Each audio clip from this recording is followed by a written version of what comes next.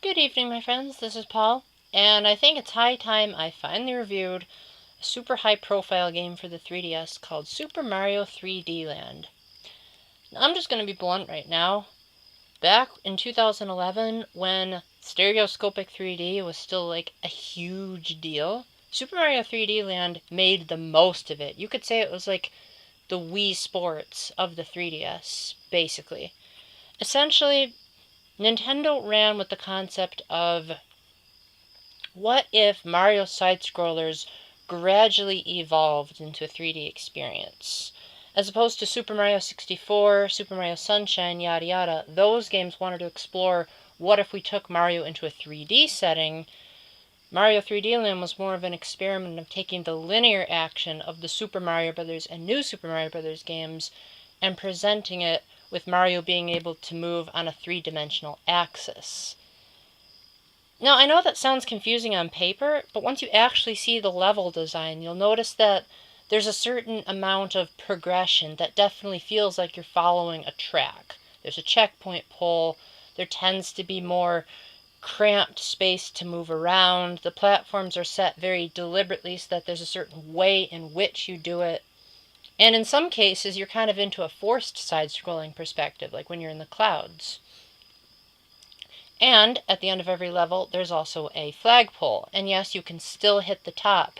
Somehow, Nintendo managed to get something that you wouldn't think would be possible in a 3D game and just make it effortless with the camera angles and the controls. And there's a certain magic about it that until you actually play the game, you can't truly appreciate how well handling Mario in a 2.5D-esque style platformer can be. So let's talk about what still remains from the 3D Marios. Well, the main graphics are essentially the same as Super Mario Galaxy, even if they're not nearly as fancy. The controls seem to resemble the new Super Mario Bros. Games, though, because you hold down a run button to make Mario move faster, likely due to the more deliberate types of jumps you have to make, since you don't have a spin jump this time around. However, to compensate for that, Super Mario 3D Land introduced a bunch of really cool power-ups, like the Boomerang Flower and the return of the Tanuki suit, so that Mario can swipe his tail at enemies or obstacles, or even hover through the air for a short time. No, you can't fly like the raccoon suit in Super Mario Bros. 3, but this is the next best thing.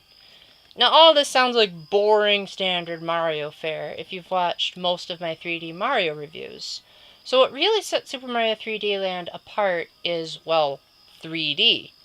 It's basically a slap in the face to anyone who owns a 2DS, because if you don't play this game in stereoscopic 3D, you might as well not even play it at all. Heck, the game even sort of mocks you if you don't. Like, there's this one room that has a star coin on a block, and you'd think, oh, well, I'll just climb up on the next block. Nope, you end up falling through it, because if you view the game in 3D, the block is actually farther away, but you can't see it because in 2D they're juxtaposed. There's also a room where you get the letters 3D made out of coins, and it looks even cooler because you can see it all slanted when the 3D is on. And that's just a few examples. Height is also another huge thing that this game manages to convey. Somehow, as great as games like Mario 64 and Mario Galaxy were, height was not one of their strong points. But when you're on a level and you're looking down, if you're the type of person that's afraid of heights in real life, this game is not for you. You really feel like you're plummeting to your death, or jumping from a super high Mount Everest-esque mountain down onto the flagpole. And the game just nails the way that Mario handles in the air. Like, you could totally make it to the top of the flagpole from a high height if you know what you're doing. And I can't think of any other game that controls in 3D space that achieves that as well. Now, what is perhaps the most surprising about Super Mario 3D Land is that it's not a particularly innovative game. The only truly new thing they added that'll blow your mind is the usage of 3D, which, if I didn't mention this before, they actually have two different modes of 3D, including, if you have a regular 3DS, the 3D slider to begin with. So you have plenty of options to tweak the depth perception to your liking. But they also take what is common sense in a side-scrolling Mario game and somehow convey that to the 3D dimension to a level that none of us have ever heard of. For example, side-scrolling airship levels that let you move around in a 3D environment, or Bowser battles that are still on a bridge, but yet there's that aspect of 3D when Bowser shoots his fireballs at certain angles. When you get to the final battle, they just amplify that concept, but this channel's not much for spoilers. And yet, it's not gimmicky. There's a beauty to this game that, unfortunately, the years have only made it age more, as there have just been way too many clones. But if you take this as a standalone game back in 2011, this blew the minds of gamers, myself included.